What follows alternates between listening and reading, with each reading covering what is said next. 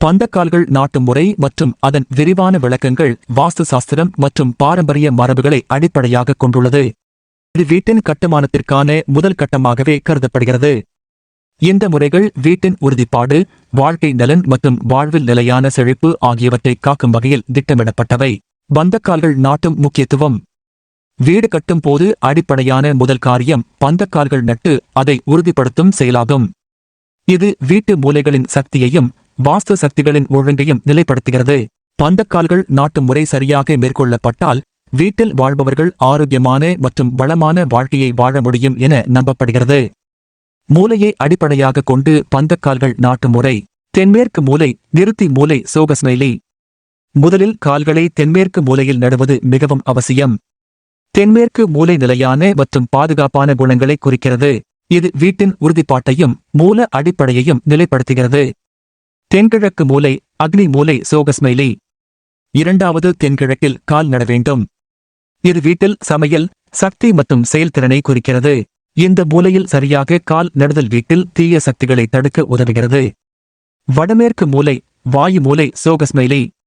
மூன்றாவது வடமேற்கில் கால் நட வேண்டும். இது வினாடி வினை, தொழில் மற்றும் பரிவர்த்தனையை முன்னேற்றுகிறது. வடகிழக்கு மூலை, ஈசானியம் சோகஸ்மைலி.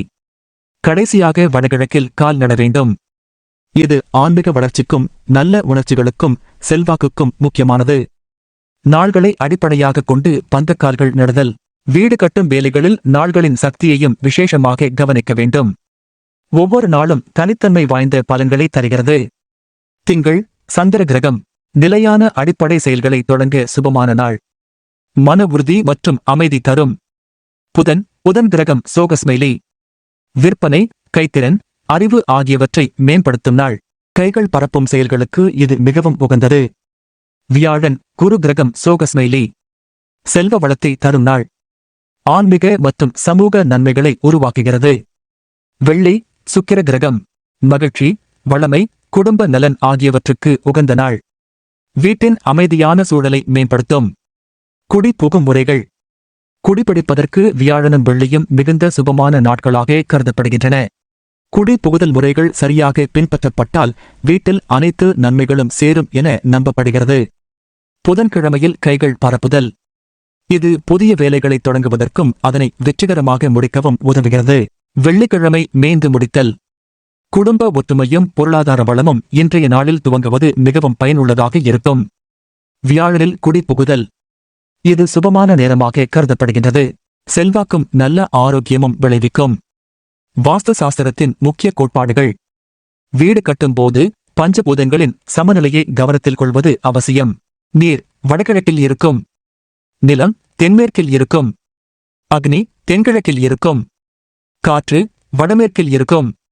ஆகாயம் மையப்பகுதிகளில் இருக்கும். இந்த மூலைகளை தவறாமல் பின்பற்றும் போது வீட்டின் சுபசக்திகள் தன்னிச்சையாக ஓடிவரும். பந்தக்கால்கள் நாட்டும் முறை என்பது வெறும் கட்டுமான தொழில்நுட்பம் மட்டுமல்ல, அது வாழ்வியல் அமைதி, செழிப்பு மற்றும் ஆரோக்கியத்தை உறுதிப்படுத்தும் பாரம்பரிய அறிவு ஆகும். தமிழர் மரபுகளில் இருந்து வந்த வாஸ்து விதிகளை பின்பற்றுவதன் மூலம் வாழ்வில் சீர்திருத்தமும் சக்தியும் நிலையான வளமையும் பெற முடியும்.